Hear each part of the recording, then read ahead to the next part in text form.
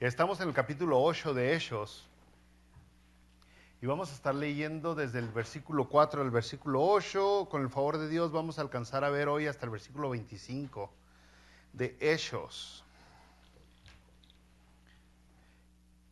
Y Hechos 8:4 dice la palabra de Dios: pero los que fueron esparcidos iban por todas partes anunciando el evangelio. Entonces Felipe descendió a la ciudad de Samaria, les predicaba a Cristo, y la gente unánime escuchaba atentamente las cosas que decía Felipe, oyendo y viendo las señales que hacía, porque de muchos que tenían espíritus inmundos salían estos dando grandes voces, y muchos paralíticos y cojos eran sanados. Así que había gran gozo en aquella ciudad. Usted recordará que la persecución de la iglesia ha aumentado. Ya asesinaron a Esteban, uno de los elegidos en el capítulo 6. Entonces, esta persecución ya está no nomás sobre los líderes de la iglesia, sino sobre los miembros de la iglesia. Ya los miembros de la iglesia están siendo perseguidos, encarcelados, y en el caso de Esteban, asesinados. Así que la gente los cristianos empiezan a huir de Jerusalén. Salen para otros lados, salen. Y aquí se nos presenta otro personaje, se llama Felipe. Felipe era uno más que, como Esteban, fue elegido en el capítulo 6 de entre el montón. Ahí en el capítulo 6 dice que como Esteban, Felipe era lleno del Espíritu Santo y tenía buen testimonio. Buen testimonio. Y ya que los apóstoles se rehusaban a salir de Jerusalén, pues van estos diáconos a predicar a Jesucristo a las otras ciudades, y dice la palabra de Dios: los que fueron esparcidos iban por todas partes anunciando el evangelio. Van los miembros de la iglesia, van los diáconos, van todos los servidores, a donde están huyendo, están predicando el evangelio. Y cuando escuchamos eso, es una de las características que vemos es gente valiente, gente que no se acobarda, gente que no se intimida fácilmente, gente que tiene el Espíritu de Dios, y no cómo le hacen. Y entonces nos preguntamos, bueno, ¿de dónde viene una fe tan aferrada como la que tienen estos cristianos? ¿De dónde agarran ese atrevimiento, esa valentía? ¿De dónde agarran ese coraje? ¿De dónde agarran esa persistencia? Que los están asesinando, encarcelando, y aún así ellos persisten en predicar la palabra donde van. Porque mire, la palabra fe es una palabra muy fácil de usar hoy, ¿no? La gente la usa tan livianamente para cualquier cosita. La gente está enferma y dice: tengo fe que me voy a sanar. ¿Pero fe en qué? No más tengo fe, o sea, creo que me voy a sanar. Creo mucho. Y ellos tenían algo mucho más que creo que me voy a sanar, creo que las cosas van a salir, creo que Dios existe. Tenían una fe que les daba atrevimiento, que les daba poder, una fe que evitaba que se acobardaran, que se chiviaran, que se intimidaran, que se distrajeran.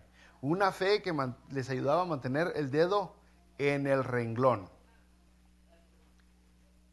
Y esa fe podemos ver que era porque ellos estaban seguros, ya no nomás creían, pero estaban seguros de que Dios estaba con ellos. Acuérdense que acaba de nacer la iglesia, ¿eh? Es importante cuando leemos el libro de Hechos entender en qué tiempo y a qué persona se le está, donde está narrando Hechos lo que está pasando. Acaba de nacer la iglesia.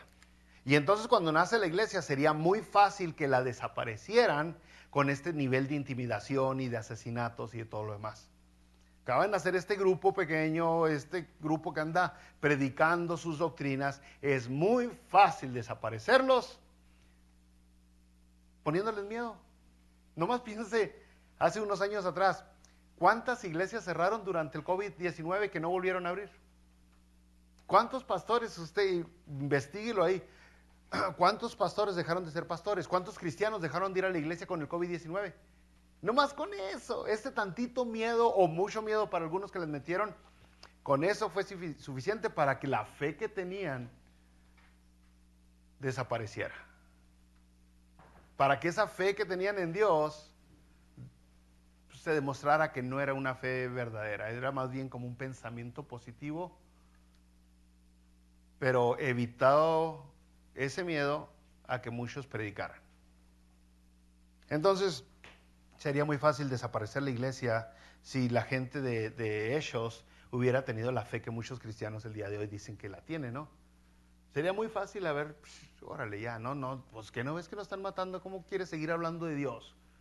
Que no ves que esto es peligroso. El versículo 5 dice, entonces Felipe, descendiendo a la ciudad de Samaria, les predicaba a Cristo. ¿Qué les predicaba? A Cristo. Eso era la predicación, a Cristo.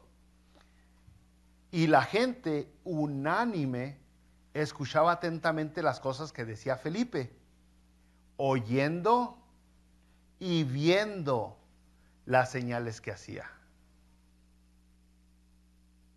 ¿Sabe qué? Otra vez, la gente estaba pasando tiempos pero duros, difíciles. Y la gente como Felipe no dejaban de predicar el evangelio, a Jesucristo, la salvación. No estaban predicando, ¿qué le podría decir? No estaban predicando, ¿qué es lo que hoy andan predicando mucho en las iglesias? ¿Cómo le llaman a eso? Prosperidad. Estaban predicando a Cristo. Eso era lo que la predicación, a Cristo. Y entonces, en medio de todo este asunto, vemos señales otra vez. Señales. Brothers, cuando Dios sacó a Israel de Egipto, después de que el pueblo de Israel estuvo en Egipto por 400 años, vemos que Dios usó maravillas y milagros, señales, para poder sacar al pueblo de Israel de Egipto. Y entonces al conocer eso, que la Biblia nos enseña, que Dios usó maravillas y milagros, nos hacemos una pregunta, ¿por qué? ¿Por qué Dios usó maravillas, milagros, señales para sacar a Egipto? Y lo mismo nos preguntamos ahora en Hechos, ¿no? ¿Por qué Dios usó señales cuando nace la iglesia? Bueno, brothers, a diferencia de nosotros, que ellos no tenían la Biblia para comprobar que lo que estaba diciendo tal persona o tal persona era verdad, era lo que decía Dios. Ni en el tiempo de Moisés tenían la Biblia, ni en el tiempo de Elías tenían la Biblia como la tenemos nosotros hoy, ni en el tiempo de Felipe o de Esteban tenían la Biblia para comprobar que tal predicador está diciendo lo que Dios escribió en sus palabras santas. ¿Cómo iban a comprobar que esa persona verdaderamente venía de Dios? ¿Cómo iban a comprobar que esa persona verdaderamente era un enviado de Dios? Volvamos al tiempo de Egipto. En Éxodo capítulo 6, versículos 6 al 7. Y dice así, por tanto, le dice Dios, Jehová Dios a Moisés, por tanto dirás a los hijos de Israel, yo soy Jehová, y yo os sacaré de debajo de las tareas pesadas de Egipto, y os libraré de su servidumbre, y os redimiré con brazo extendido, y con juicios grandes, y os tomaré por mi pueblo, y seré vuestro Dios, y vosotros sabréis que yo soy Jehová vuestro Dios, que os sacó debajo de las tareas pesadas de Egipto. No es hasta que Dios extiende su brazo y manda los juicios grandes que el pueblo de Dios supo que era Dios el que estaba trabajando ahí.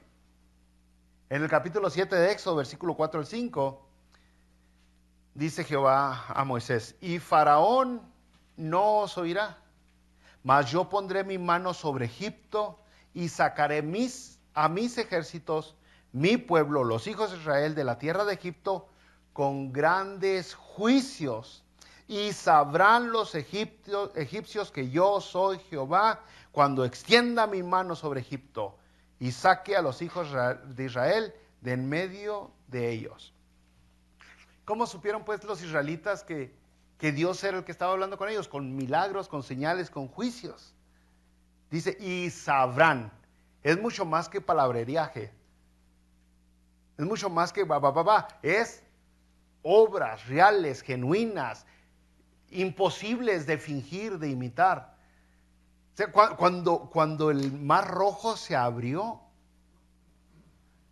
oiga, todos supieron que algo asombroso estaba pasando.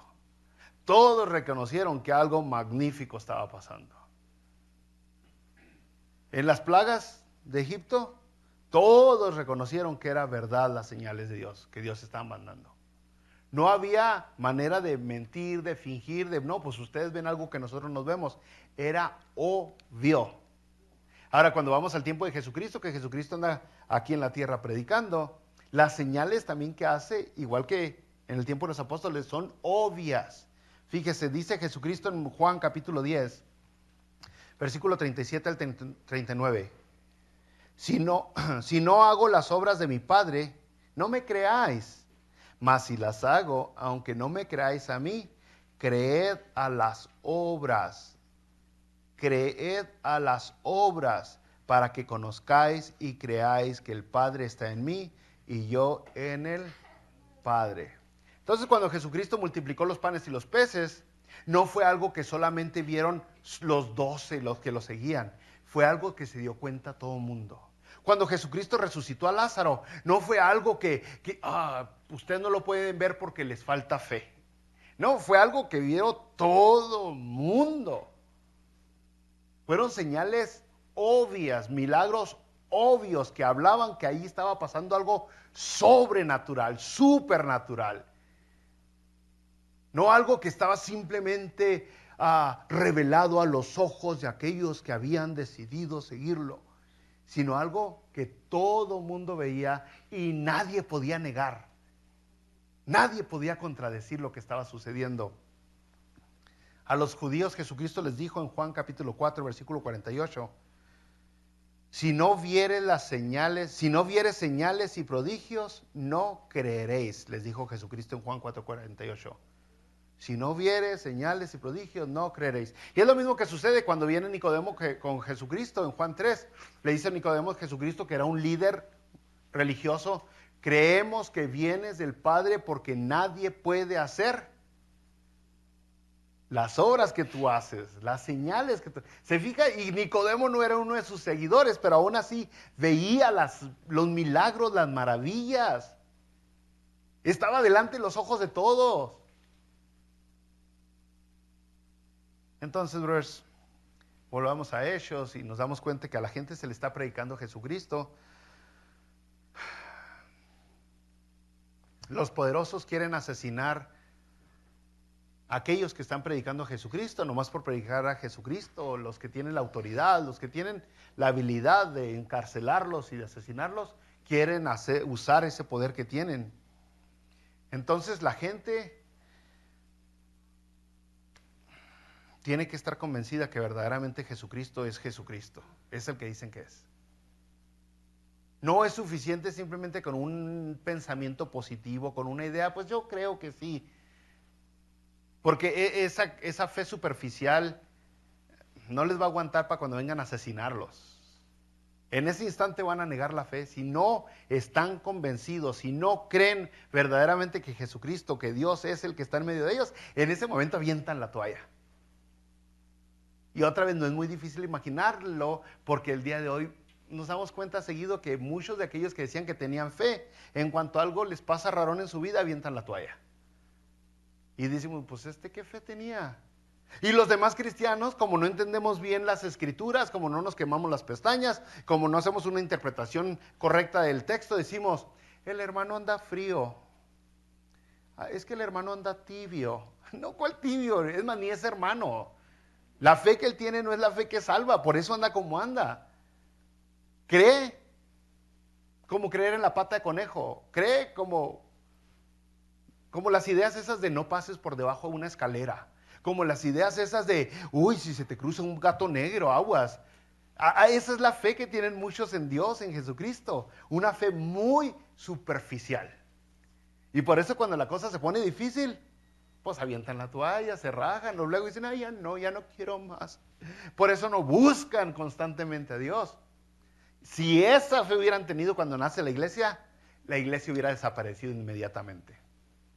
Pero Dios les está demostrando, les está comprobando, les está dejando saber que Él está en medio de este movimiento que es la iglesia. Él está ahí presente. Que el Dios creador del universo, el Dios que los formó a ellos, que los planeó, el Dios que tiene promesas para ellos, el Dios que tiene un futuro para cada uno de ellos, está involucrado en esa acción que está pasando. Y entonces cuando ellos ven, cuando ellos reciben, no hay muerte que los pueda ahuyentar. No hay amenazas que los haga correr, que, ay no, miren nomás Felipe, o sea, vienes huyendo de Jerusalén porque te quieren matar y vienes con las mismas, Felipe.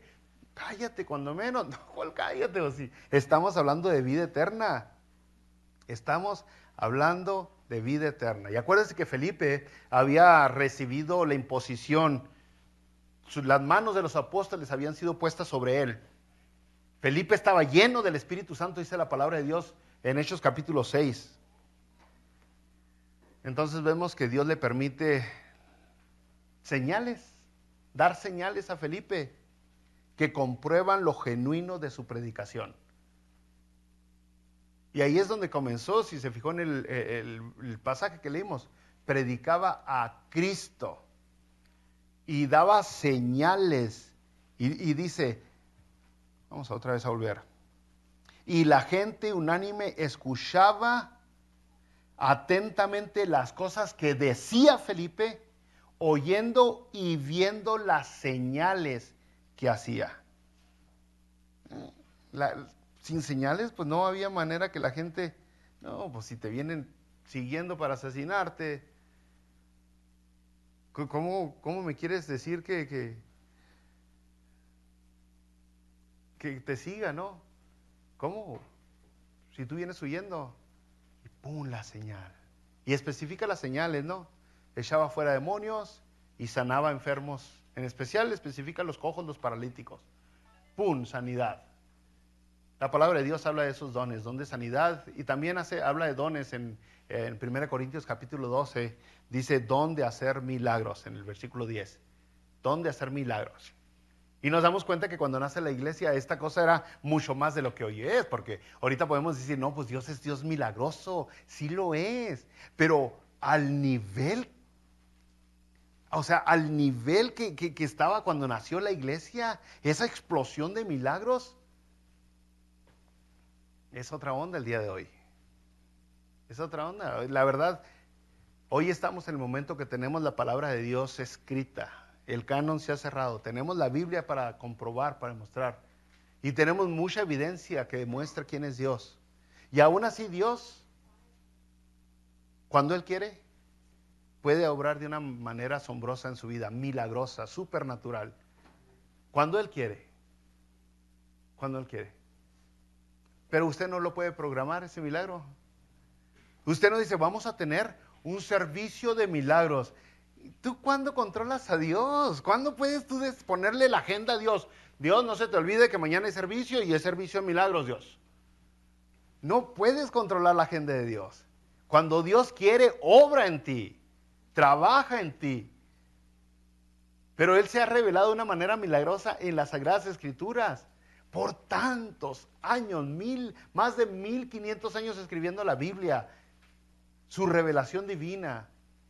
Siglos y siglos que la gente, los reyes, los poderosos han intentado eliminar la Biblia y la Biblia todavía sigue estando aquí. La han prohibido y la Biblia sigue estando aquí. Y luego usted voltea a ver su vida y dice, no, pues sí, mi vida como que. Porque la verdad no hay nada, no hay milagro más asombroso que una vida cambiada. Ese es el milagro más excelente que puede existir. O sea, yo no sé qué tanto ha cambiado usted, pero no más pensando en que antes lo que abundaba en nuestras vidas era la avaricia, o el rencor, o la envidia, o la inmoralidad, o a lo mejor la tristeza,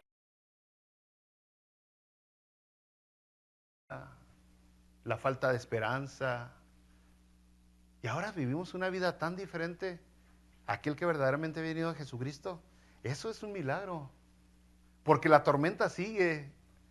O sea, Dios no cambió las circunstancias de alrededor de usted. Las enfermedades siguen, los accidentes siguen dando vuelta, la economía va de mal en peor. Las circunstancias alrededor de usted siguen siendo las mismas, pero usted ya no es el mismo. O sea, Dios no le quitó la tormenta, Dios le cambió el corazón. Y eso es un milagro. Eso es asombroso, que usted no llegue a viejo, perdón los que ya llegaron, pero que no llegue a viejo amargado, lleno de avaricia. Y mire, yo conozco a muchos hombres alrededor de 80 años de edad, ya más pasaditos. Conozco a algunos trabajadores de Home Depot que tienen miles, cientos de miles en la bolsa de valores. Y ya están en 84, 86 años y todavía están haciendo más. Todavía están haciendo más y me platican, no, es que hoy estoy moviendo estas acciones para acá. Pero no platican así, y estoy moviendo, ¿cuándo vas a disfrutar lo que Dios te dio? Ya. Es más, lo único que te tiene aquí, ya no estás con un pie allá y otro acá, ya nomás tienes una uña aquí en esta vida. Y sigues aferrado a la avaricia, a tener más y más. El materialismo se ha metido en la mente de las personas. Usted sabe que el único que lo puede cambiar es Dios. El único que lo puede cambiar es Dios. Por eso cuando vemos a cristianos que hoy tienen miedo por lo que está pasando y que uno dice, Señor, ¿será o no será? ¿Será o no, Señor? Jesucristo dijo, mi paz os dejo, mi paz os doy. No se las doy como el mundo la da. No se turbe vuestro corazón, ni tengas miedo. ¿Sabe cuál es el mandamiento que más se repite, que más repitió Jesucristo, que más se menciona en el Nuevo Testamento?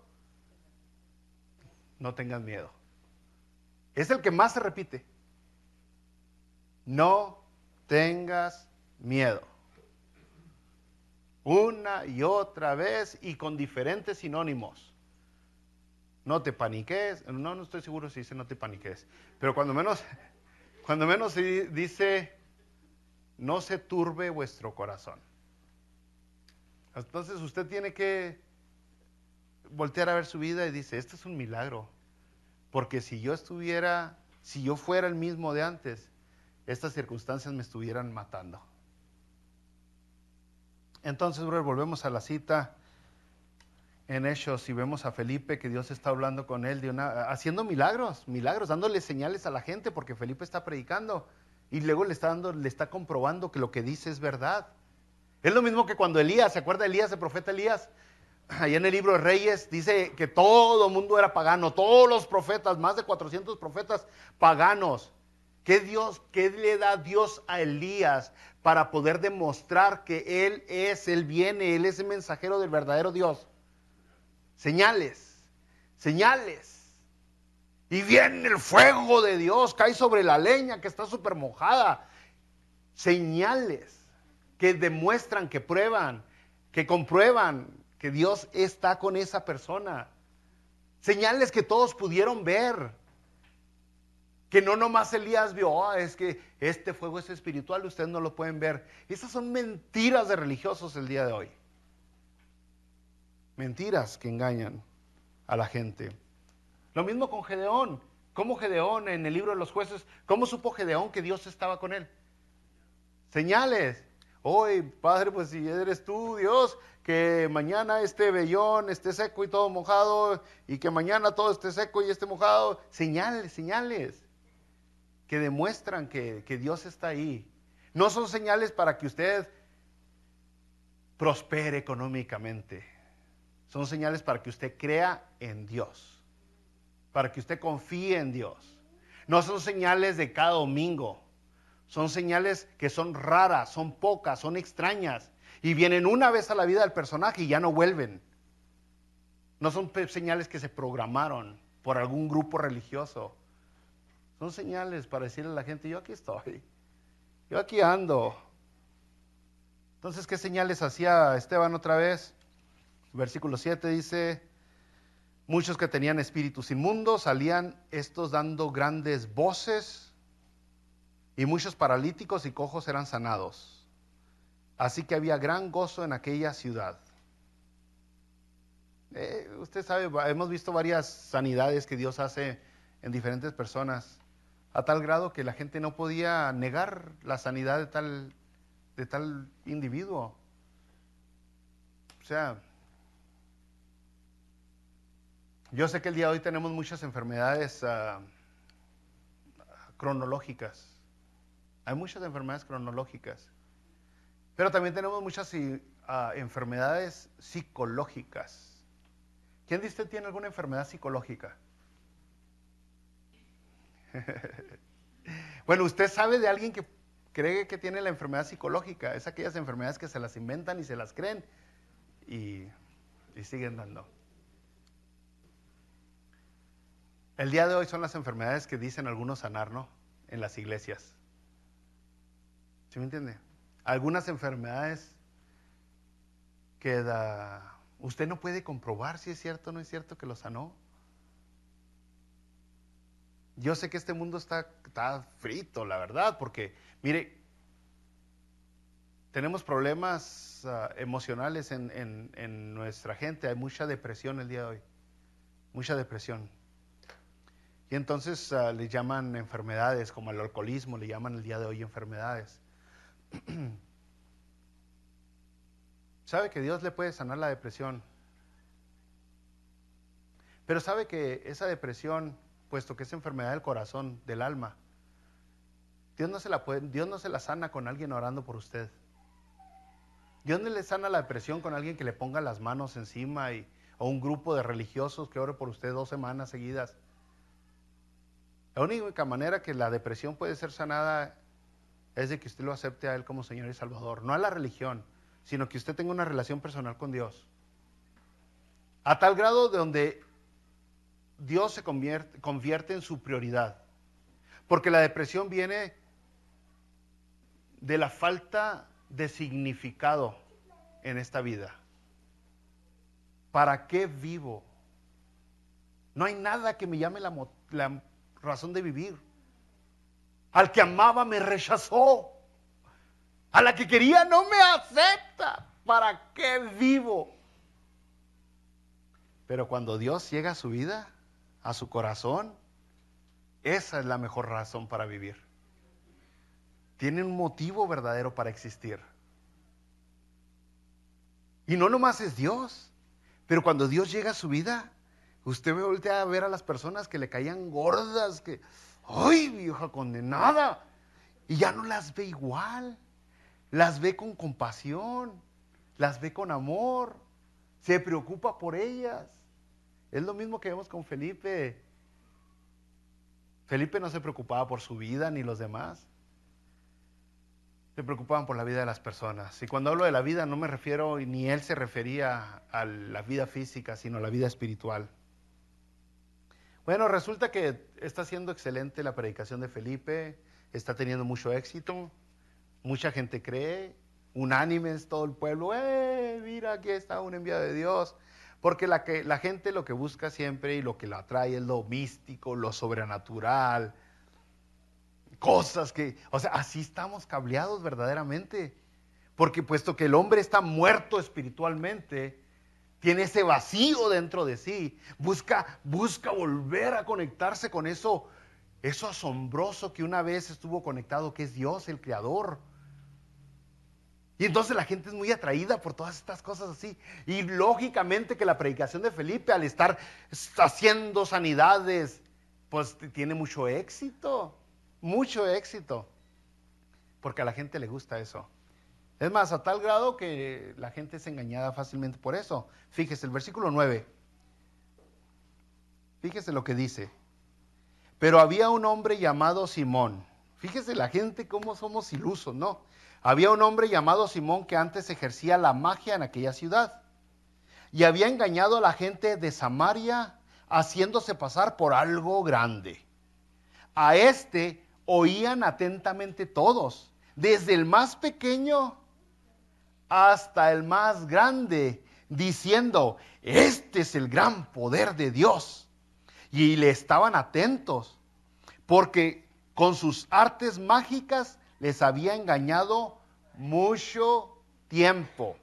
Ahora están hablando de la misma gente a la que le acaba de predicar Felipe, y muchos de ellos vinieron a los pies de Jesucristo porque vieron las señales. A esta misma gente, Simón, el mago, los estuvo engañando a tal grado que la gente decía, este es el gran poder de Dios. Fíjese nomás.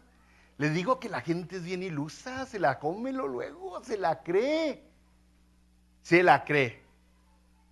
Entonces podemos ver, la gente estaba interesada en este tipo de cosas sobrenaturales, sí. ¿El día de hoy están interesados en eso? Sí. ¿En ese tiempo la gente estaba siendo engañada? Sí. ¿El día de hoy la gente está siendo engañada? Sí. A la gente le gusta todo ese rollo. Bueno, brothers, no vemos nada raro. Simplemente estamos viendo que la iglesia está creciendo. Y mientras más crece la iglesia, más personas empiezan a entrar a la iglesia. Ya no nomás tiene la iglesia dificultades con que los quieren asesinar y encarcelar y todo eso, pero ahora empieza a tener dificultades con qué tipo de gente está llegando a la iglesia. ¿Qué son los que vienen? ¿Qué ideas tan raras traen? ¿O qué mañas? ¿O qué desean? Empieza así. O sea, usted sabe, bro, cuando alguien viene aquí a la iglesia y que viene a otra iglesia, ay, Señor, digo, Padre, ayúdame porque no sé qué rarotas ideas trae. Y yo sé que muchos de ustedes han venido a otras iglesias y créame, he orado por usted cuando viene aquí. Señor, ilumínalos con tu palabra. Porque es una dificultad que tenemos y que ha habido desde el principio de la iglesia. Así vemos a Simón, como muchos fantasiosos religiosos el día de hoy. Simón con un gran número de fanáticos que lo seguían. Así hoy tenemos muchos fanáticos y farsantes que les gusta fingir todo este tipo de cosas. Y Simón estaba engañando a todo esto. Y la gente decía, este es el poder de Dios. Y así tenemos hoy a gente que dice, este es el poder de Dios. Este es el poder de Dios.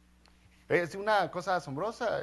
Yo le he platicado de hace algún tiempo esta persona que vino a algunos servicios y después se fue, me dijo, pastor, predica muy bonito y me halagó, me dijo, pero me voy de su iglesia porque usted no tumba. Sí. Así dijo, yo no tumbo, no, es que se necesita sentir la presencia del Espíritu Santo. Enséñeme en la Biblia dónde habla de tumbar. Enséñeme. Si me enseña en la Biblia dónde habla de tumbar, usted se va a dar cuenta que son personas que están siendo rechazadas por Dios. No son personas que están siendo llenadas del Espíritu Santo o algo similar. Son personas rechazadas por Dios, todos los que fueron tumbados por Dios. Todos los que cayeron sobre sus espaldas, absolutamente todos fueron rechazados por Dios. Los que recibieron una convicción de Dios cayeron postrados sobre sus rodillas, adorando, con dominio de su espíritu, dándole honra y gloria a Dios, arrepintiéndose de sus pecados. Esos cayeron por convicción divina, sobre sus rodillas. Los que cayeron postrados por atrás, pues no, pero a la gente le gusta eso. Túmbeme. Voy a comprar cloroformo, me voy a embarrar aquí.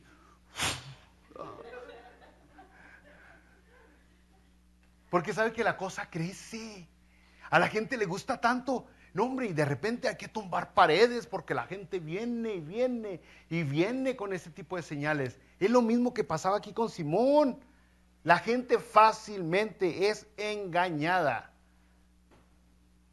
Es hasta asombroso que ahorita tenemos a gente que quieren demostrarse como unos profetas que se meten a ver las páginas sociales de la gente. Y luego lo que está en sus páginas sociales le empiezan a decir a cada persona. ¿Sí me entiende? Tú eres Liliana, usuaria 32459. Y, ay, sabe de mí, Dios sabe de mí. Ay, ¿sí me entiende? Y la gente se lo traga. Se lo acepta esa gente porque le gustan, no sé, se hace verdad lo que decía la esposa, ¿no? Del esposo abusón. Pégame, pero no me dejes. Se hace verdad, brothers. Y luego hay las gentes que confunden las emociones por el Espíritu Santo. ¿Y sabe cómo lo dicen? Es que no le dan libertad al Espíritu Santo. Es que ahí no le dan libertad al Espíritu Santo. ¿Sabe?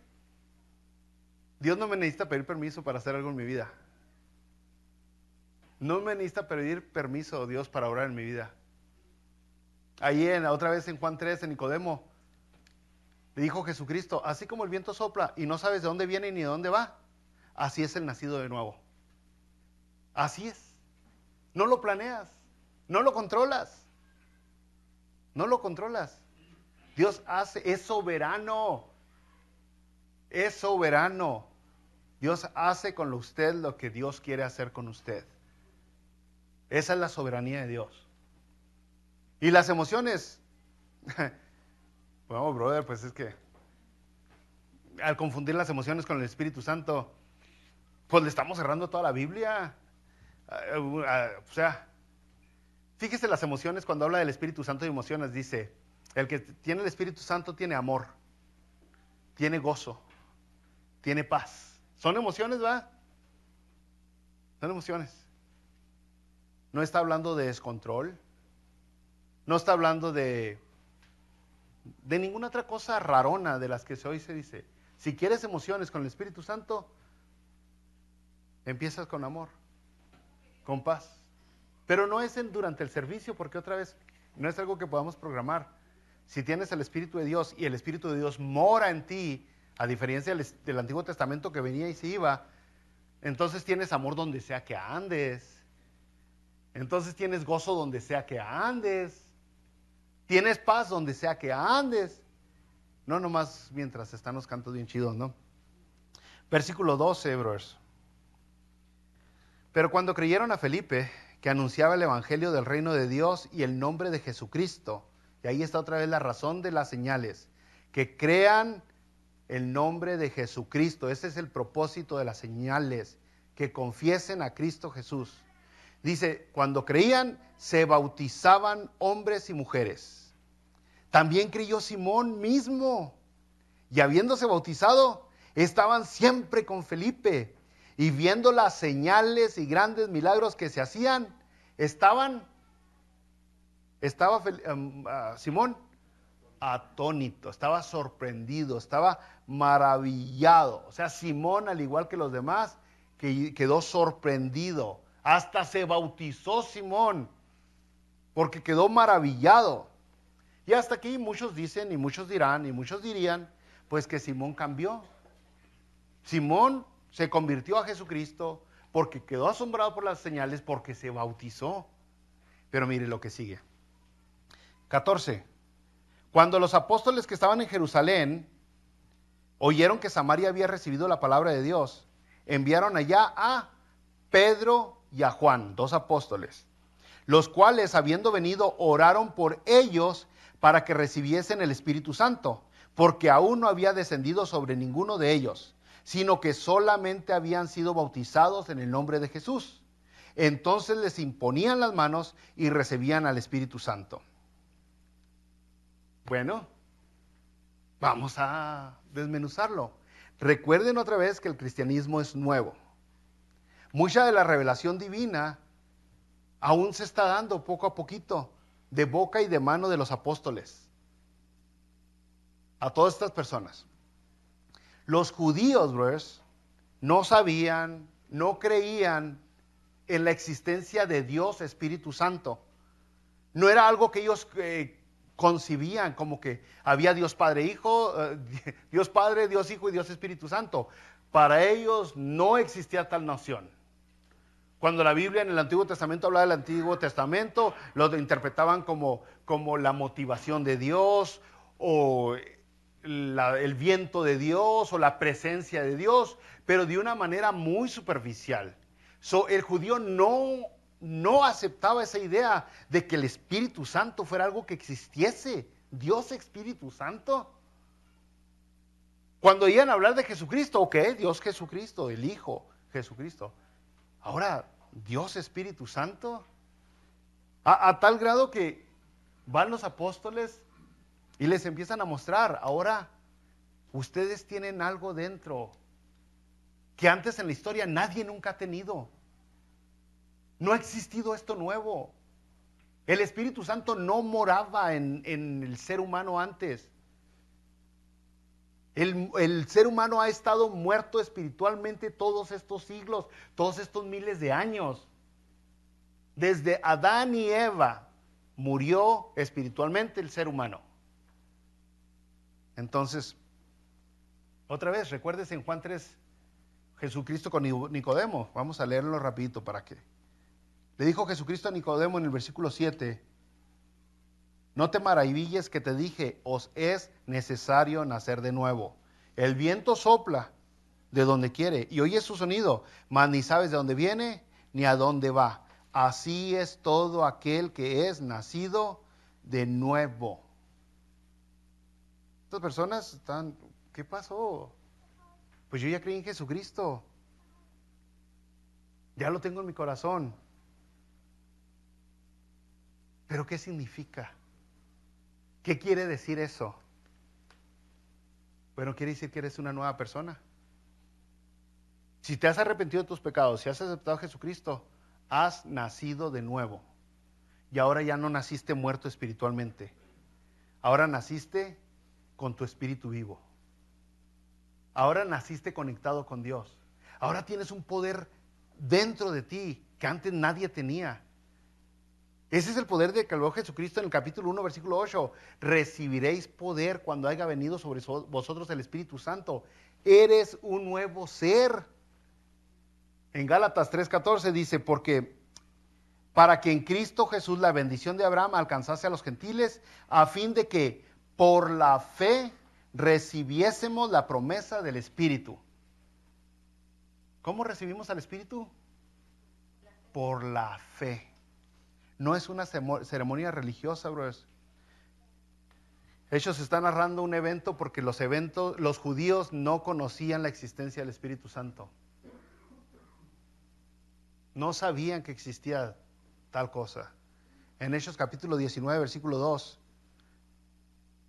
Y le digo, cuando ellos leen las citas, por ejemplo, Génesis 1:1, Génesis 1 dice, en el principio el Espíritu se movía sobre las aguas. Usted diría, ¿cómo no van a creer si está en Génesis en el primer capítulo? Ellos no traducen la palabra. ¿Cuál es la palabra que traducimos espíritu nosotros? Ruach o Numa. Ellos no la traducen como espíritu, la traducen como viento o soplo.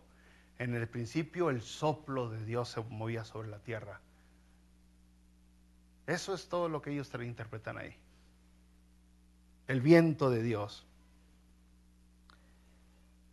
A tal grado que, mire, si nos adelantamos tantito aquí en Hechos capítulo 19 hasta el versículo 2, dice, cuando otros discípulos de Juan vienen a Jesucristo, les pregunta Pablo y les dice, ¿recibiste el Espíritu Santo cuando creíste? Y ellos dijeron, ni siquiera hemos oído si hay Espíritu Santo, dicen ellos. Ni siquiera hemos oído si hay, o sea, ni conocemos la existencia de tal cosa. ¿Cómo vamos a recibir algo que no sabemos? Y por lo tanto hoy tenemos algunos cristianos que agarran la narrativa de Hechos como si fuera un instructivo de doctrina y le van a decir a usted, si usted no pone las manos sobre usted, usted no tiene el Espíritu Santo. Usted necesita recibir al Espíritu Santo aparte de recibir a Jesucristo. Usted puede ser cristiano, puede ser salvo, pero puede ser que no tenga el Espíritu Santo. Cosas bien rarotas, brother. Todos lo están agarrando de una mala interpretación de Hechos. Porque Romanos dice bien clarote en el capítulo 8, versículo 9, si alguno no tiene el Espíritu de Cristo, no es de Él. Si alguno no tiene el Espíritu de Cristo, no es de Dios. Entonces, en el día de hoy tenemos a mucha gente que saca cosas bien rarotas. ¿Por qué? Por malas interpretaciones del texto, porque ven en Hechos y dicen, esto tiene que pasar hoy. A ver, vaya y abra el río grande para que pasen mis primos, pues. Así como lo abrió Moisés, si las cosas que sucedieron aquí no están basadas en el evento que estaba sucediendo, haga lo que hicieron pues estos personajes. Bueno, el caso es de que dice la palabra de Dios, volvemos a Simón, dice, cuando vio Simón que por la imposición de las manos de los apóstoles se daba el Espíritu Santo, les ofreció dinero. Y ahí vamos a terminar hoy, brothers. Después continuaremos. ¿Por qué? Porque ahí ya nos empezamos a ver y a hacer la pregunta, bueno, Simón creyó, fue bautizado y ahora está intentando hacer negocio con el Espíritu Santo. Y algunas personas dicen, no, es la mala comprensión de Simón y cosas así, pero eso lo vemos hoy. Vemos a personas que rápidamente quieren usar el Evangelio para sacarle ganancia.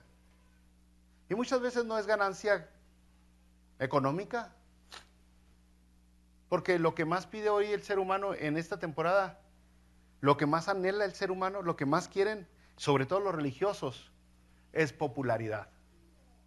Un hombre. Y usted se va a la historia y se da cuenta que eso era todo lo que querían los grandes. Más que poder, más que dinero y riquezas, más que placer, querían un hombre. Usted va y estudia la historia de Hitler, la historia de Napoleón, de Alejandro el Grande, de Julio César. Todos estos personajes lo que buscaban era quedar en los libros de la historia. Es lo mismo que tenemos hoy. No todo el mundo quiere dinero, porque muchos religiosos sí buscan feria. Muchos quieren decir, a mi iglesia van 1,200 personas. Porque ¿qué buscamos? Popularidad. Popularidad. Aquí nosotros no somos el centro de atención, brother. El centro de atención es Jesucristo. Él es. Y nada más que Él. Así que no se deje engañar. Le recomiendo que lea el resto del capítulo 8 para poder terminarlo la semana que viene. No se deje engañar, porque Dios sí obra milagrosamente. El milagro que Dios haga en su vida no va a estar escondidas, porque hay un propósito atrás de cada milagro, y eso es que las personas crean en Él. Y Dios no lo hace los milagros para que usted siga con su vida egoísta y vanidosa y avariciosa. Ningún milagro Dios hace para eso. Los milagros, todos los que Dios hace, es para que su reino crezca. Ese es el propósito. Oremos.